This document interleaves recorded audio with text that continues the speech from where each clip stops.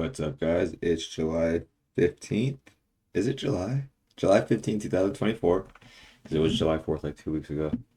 More than halfway done with the year. That's crazy. Really nice day. I guess both sides had legs to play.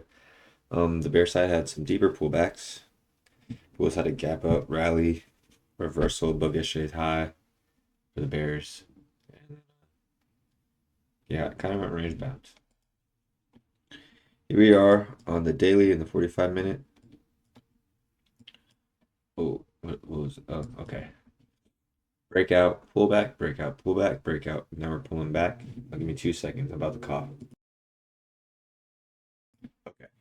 So I drew this gap in like I guess 2, 3 days ago. And I was thinking like, oh, should I delete it? Because it didn't have continuation.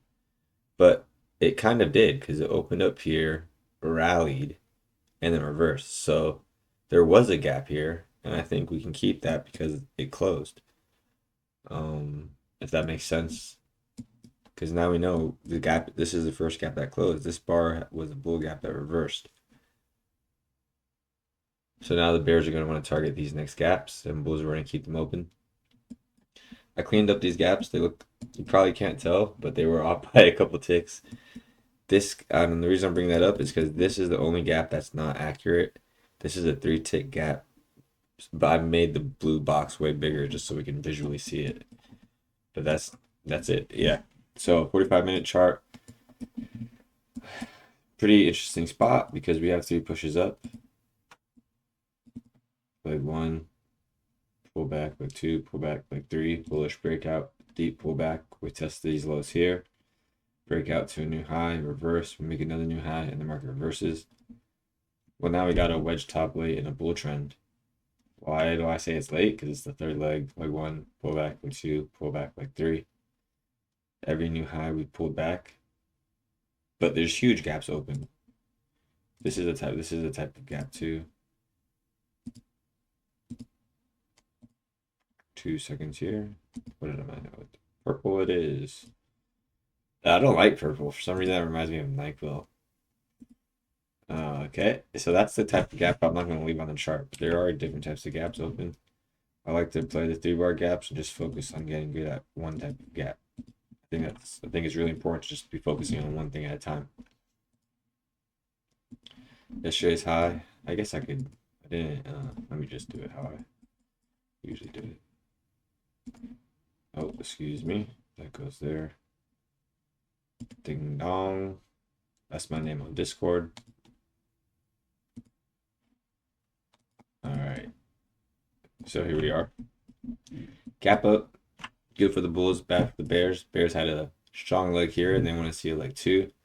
There could be a second leg here. Yesterday was a bull trend, leg 1, pull back leg 2. Sell off into the EMA. Kind of had the same thing today, but less bullish pressure. Gap up. Bar 1 continuation. Bar 2 is good too. Bar 3 reverses, making a new low of the day. However, they fail to break out below the EMA. 3 tries, leg 1, leg 2, and leg 3. So that's 3 times the bears tried to close the gap and failed, and the market tries the other way. I bought this breakout around here. This was the level I bought it. I accidentally bought it on a sim account, and then I was like, wait a minute, what the heck? And then I closed it and opened it on the challenge account. So I wanted to buy this candle. I bought the same level on this candle. But yeah, I got out I got out for 2R. Whatever. I got out around there. Breakout. Bulls are reversing. So this could be the first leg 1 with continuation. Pull back, testing about the 30% level. Okay, so testing the 50% level. Came within a few ticks of the 50% level. Bulls get the breakout. There's a bull flag with good continuation. It became expansion, contraction, expansion, contraction, expansion, contraction, expansion, contraction, expansion.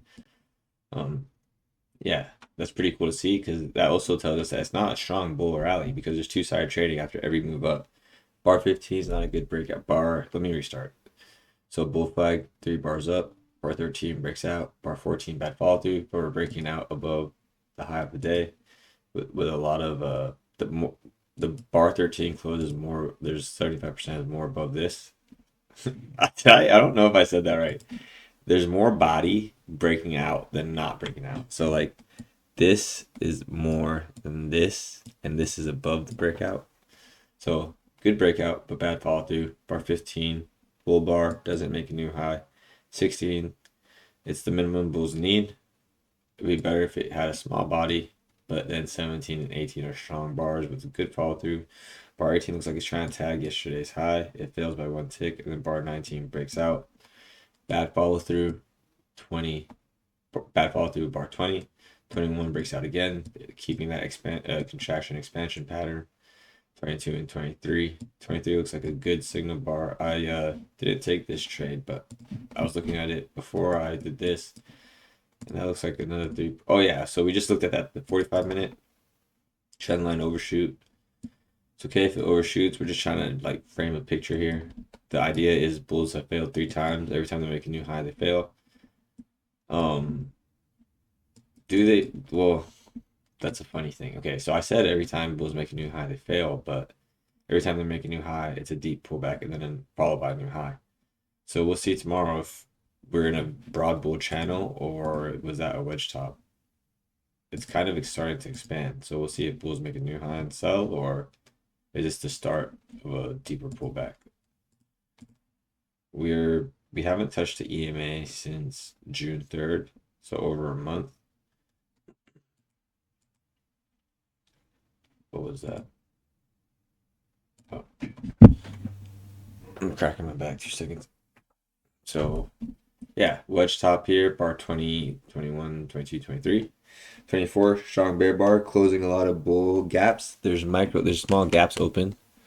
Here's a gap. That's a zero height gap. Gap here that's closed. So this bar is closing a lot of gaps, and it created its own bear gap. So for the bears to get trendy, these gaps gotta close. I kind of like the blue with the outline. I don't know why it looks a little. It looks legit. I like the blue with the outline. There's a bear gap. So yeah, bears make a gap and then start to close bull gaps. Bad for the bulls, good for the bears. Right now, I'm thinking the market's going range bound because we've had a lot of bullish pressure. If bears want a downtrend, they're gonna have to start. This is gonna have to have continuation. We went sideways on the EMA. Bears closed 3 gaps, almost closed 3. Oh no, they closed 3 gaps with this. 24 continuation to the EMA. 25 pull back for this is strong enough for 1, pull back 2, pull back 3.